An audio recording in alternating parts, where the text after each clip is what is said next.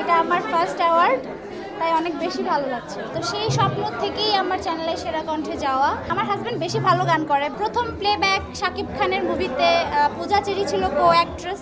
তো আমার জন্য সেটা একটা বিশাল পাওয়া।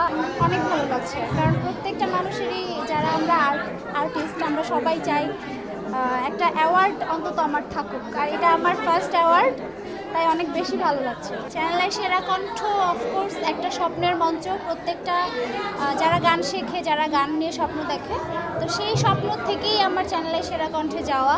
অ্যান্ড আমি ভাবতে পারিনি যে আমি চ্যাম্পিয়ন হব সেরা কণ্ঠে। এটা আসলে ব্লেসিং আমার জন্য, অনেক বড় একটা পাওয়া। কারণ স্বপ্নের মঞ্চ, স্বপ্নের মানুষ। আমাদের জাজ ছিলেন শ্রদ্ধেয় রুনাল আলা ma'am, Samina Chowdhury ma'am and Rezwana Chowdhury বন্যা ম্যাম।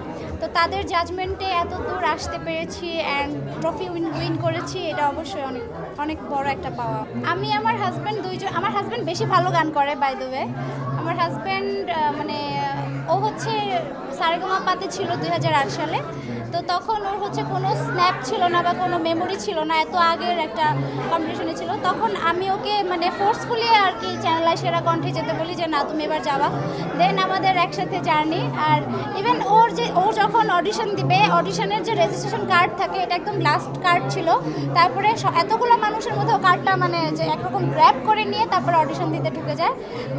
তারপর থেকে ফাইনাল রাউন্ডে আসবো, ফাইনালিস্ট হবো, এটা আসলে ভাবতে পারিনি, সত্যি স্বপ্নের মধ্যে।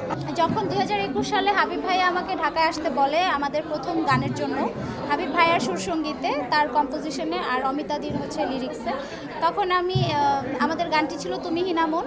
এই গানটি করার পরে আমি আরেকটি গান করি, তারপরে আমি প্লেব্যাকের জন্য সিলেক্টেড হই। এটা হাবিব ভাইয়াই, তার পরিচালনা ছিল, যেহেতু সরকারি অনুদানের একটা মুভি ছিল, যে মুভিটি পরিচালনা করেছে এসে হক অলিক ভাই।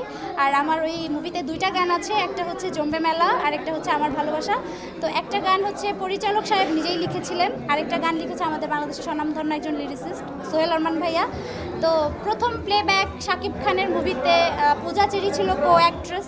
তো আমার জন্য সেটা একটা বিশাল পাওয়া। আর সবাই চায় একটা প্লেব্যাক সিঙ্গার হবে। তো আমি একদম ডেবিউ হয়ে গেছে আমার প্লেব্যাক সিঙ্গার দিয়ে। দর্শক আসলে এই জিনিসগুলো তো আসলে সারপ্রাইজ আমরা দিয়ে থাকি দর্শকদেরকে বা শ্রোতাদেরকে। তো আমি বলতে চাচ্ছি যে অবশ্যই ভালো কিছু আসছে সামনে, এটার জন্য অপেক্ষা করতে হবে। আর আমাকে দোয়ায় রাখতে হবে আপনাদের, যেন ভালো ভালো কাজ উপহার দিতে পারি। একটা প্লেব্যাকের নিউজ আপনারা খুব শীঘ্রই পাবেন, আমি আশা করছি হয়ে যাবে। তো সব কিছু স্মুথলি যখন হবে, তখন আমি নিজেই আপনাদেরকে ডাকবো অ্যান্ড সবাইকে খুশি সংবাদটি শেয়ার করবো।